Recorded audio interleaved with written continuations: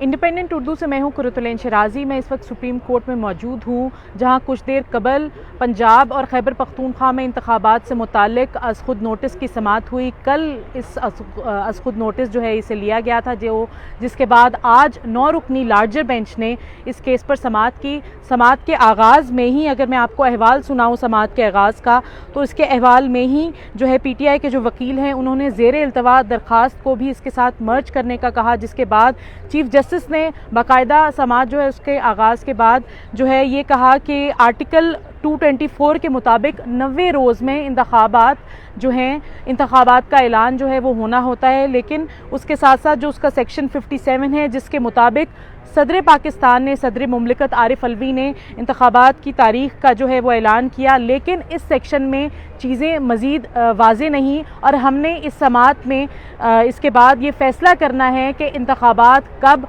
और कैसे करवाए जाएँ। तो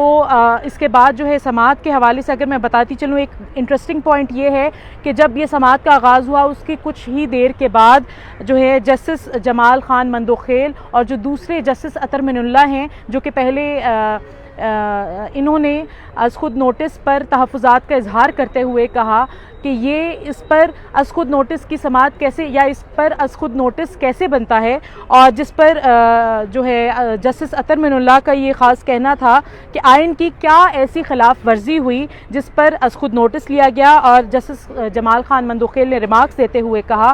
कि जो है ऐसा कौन सा नुक्ता है जिसके हवाले से, जिसके बाद जो है अज़ खुद नोटिस लिया गया, जिसके बाद चीफ जस्टिस ने कहा कि जब फ़ैसला जारी किया जाएगा इस केस के हवाले से, उसमें इन तमाम जो पॉइंट्स को या तहफ़्फ़ुज़ात को है उनको एड्रेस किया जाएगा। जिसके साथ साथ मैं ये भी बताती चलूँ, इसके बाद जो है समाअत में मज़ीद ये हुआ कि जो है चीफ जस्टिस ने जो इस्लामाबाद हाई कोर्ट बार के सदर हैं उनकी जो दरख्वास्त थी उसको भी साथ मर्ज करके सुनने का कहा। और जो समाअत के आखिर में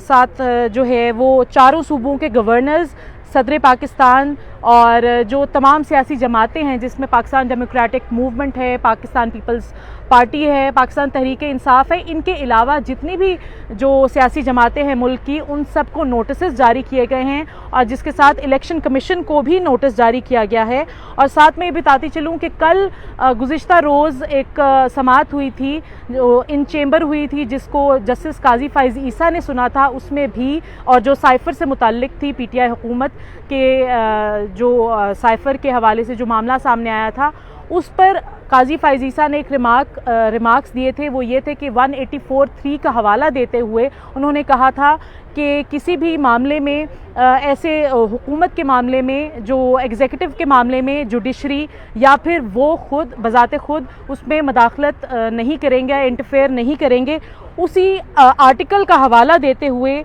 आर्टिकल 184(3) का हवाला देते हुए जो है जस्टिस अतर मिनुल्लाह ने कहा कि इस केस में आइन शिकनी पर बात की जाएगी कि इस हवाले से असम्बली जो तहलील हुई हैं क्या वो आइन शिकनी थी, या फिर दूसरी बात ये है कि असम्बली की तहलील को भी आर्टिकल 184(3) के हवाले से देखा जाना चाहिए। और ये एक अहम मामला है जिसमें ट्रांसपेरेंट